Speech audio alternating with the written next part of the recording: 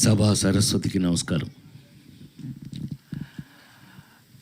నా ప్రాణానికి ప్రాణమైన తెలుగు మా అనుబంధం ఇది మీ అందరికీ తెలిసిందే. అహనా పెళ్ళంటి సినిమా జంజాల్ గారు ఆ రోజులు ఇది వేరు. భగవంతుడి దయ వల్ల ఇంకా ఇప్పటికీ మేము ఇదే స్టిఫ్నెస్తో పనిచేయటం, మాతో పనిచేసిన వాళ్ళందరూ ఈ రేంజ్లో పెరిగిపోవడం, నాతో లగ్గం చేపించిన రమేష్ చెప్పాలి. కానీ సరే బాబు నువ్వు చెప్పాలి, నేను చెప్పనా? నాన్నకి ప్రేమతో.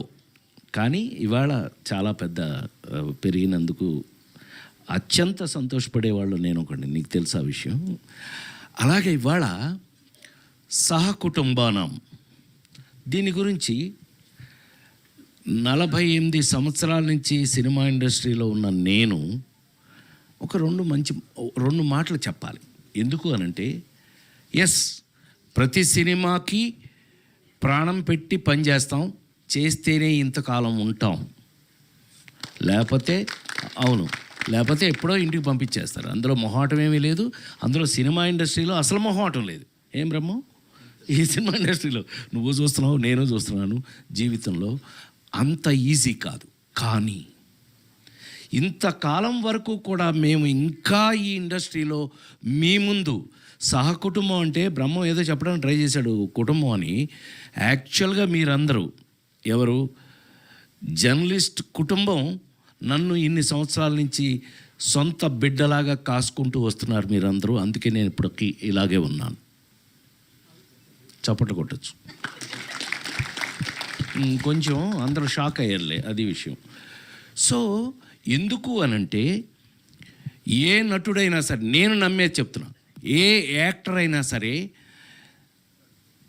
లాంగ్ ఇన్నింగ్స్ 100 సెంచరీలు 200 సెంచరీలు కొట్టాలి అనంటే, లాంగ్ ఇన్నింగ్స్ ఉండాలి అనంటే కనుక అది కేవలం నటులు కాదు, వాళ్ళు వేసే పాత్రలు, ఆ క్యారెక్టర్స్ గుర్తుంటేనే వాళ్ళు ఉంటారు, ఇక్కడ ఉంటారు.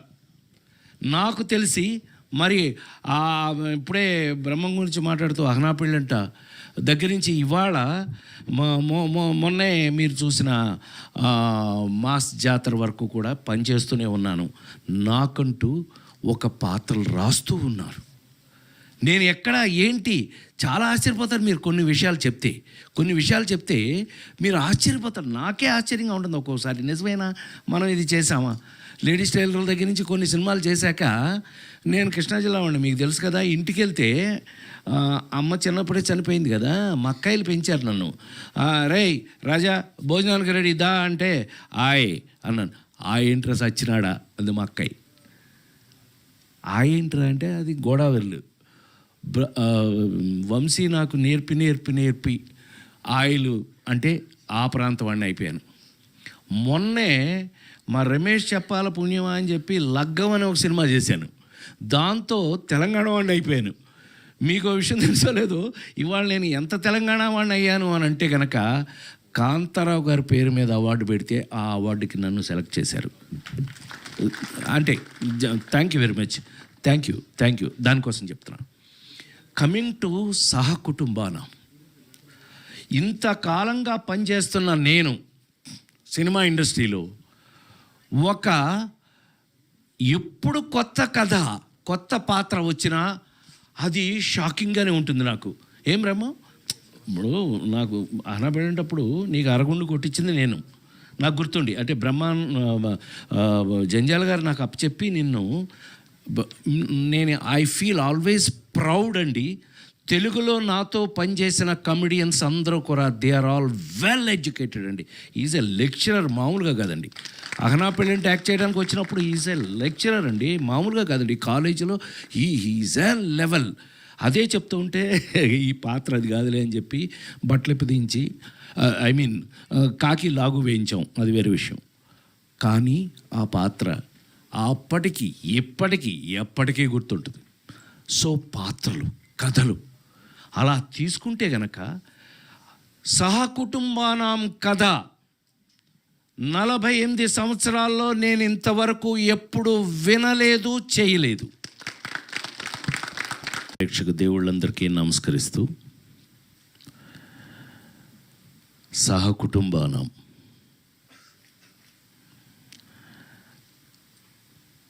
పద్మశ్రీ డాక్టర్ బ్రహ్మానందం గారు మాట్లాడిన తర్వాత నాలాంటి వాళ్ళు మాట్లాడటం, ఏం మాట్లాడినా మీ శిష్యులమే కదా సార్, మేము ఎంతోడమైనా మీ శిష్యులమే కదా. కానీ ముస్లిం కొడుకు కదా నువ్వు, నేను ఏది ఏమైనా అంత మాత్రం నువ్వు వెంటనే కాలర్ ఎగరే అదేం అక్కర్లా. ఒక అద్భుతమైన కథ సింగిల్ లైన్లో చెప్పేస్తా. బోరు కొడుతున్నాను బ్రహ్మ, ఇంకొక 2 నిమిషాలు అంతే. సహకుటుంబానాం కథ. ఈ కథలో హీరో అనాథ. అనాథ ఏంటి, సహకుటుంబం ఏంటండి, ఏంటి అనుకుంటున్నారు కదా, అదే కథ. నేను ఫస్ట్ వినగానే నేను షేక్ హ్యాండ్ ఇచ్చి, నేను చేయడం సంగతి దేవుడే ఎరుగురా బాబు, మంచి కథ, ఇంతకాలానికి ఒక మంచి కథ విన్నాను అని మనస్ఫూర్తిగా చెప్పాను ఇంట్లో.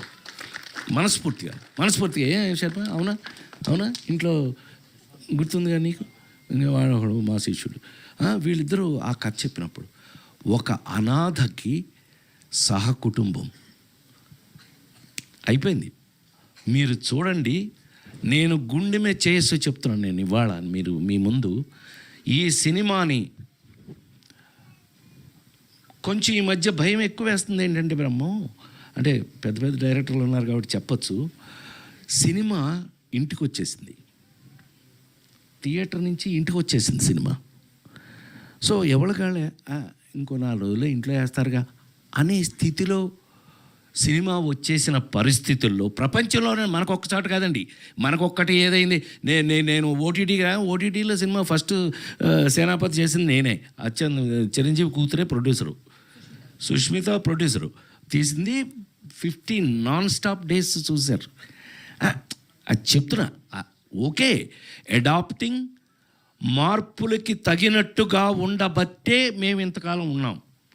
మార్పులకి తగినట్టుగా అడ్జస్ట్ అవుతున్నాం కాబట్టే ఇండస్ట్రీలో ఇంకా కూడా భోజనం దొరుకుతుంది. అంటే ప్రామిస్గా ప్లీజ్ నన్ను నమ్మండి మీరు. నేను అలాగే నమ్మి ఇవాళకి కూడా షూటింగ్ దగ్గర నేను ఎలా పనిచేస్తానో అందరికీ తెలుసు. No complaints. అలా అంటే పరిస్థితి లేదు అసలు. అలా ఉండకపోతే అసలు ప్రొఫెషన్లో ఉండను నేను. నాకు విశ్వవిఖ్యాత నట సార్వభౌమ నందమూరి తారక రామారావు గారి ఇంట్లో పుట్టి, ఆయనతో పెరిగి, ఆయన కనుసన్నల్లో తయారైన నేను మీ అందరికీ ఎప్పుడూ చెప్తుంటాను, నేను ప్రతి మనిషికి తల్లి, తండ్రి, గురువు, దైవం ఉంటారు. నన్ను కన్న తల్లి తండ్రిని వదిలేస్తే నా గురువు, దైవం 2 నందమూరి తారక రామారావు గారు. నన్ను తయారు చేశారు ఆయన, అలా తయారు చేశారు. ఇండస్ట్రీలో అలా ఉన్నాను, ఇప్పటికీ అలాగే ఉపయోగపడుతున్నానేమో అనే డౌట్ అప్పుడప్పుడు వస్తూ ఉంటుంది నాకు. నిజమేనా, మనం పనిచేసిన పని ఆయన దగ్గర నుంచి నేర్చుకుని, ఆయన ఎమ్మట పక్క నుండి నేర్చుకుని ఇవాళకి మనం పనికొస్తున్నామా అంటే, సహకుటుంబానం లాంటి సినిమాల్లో నాకు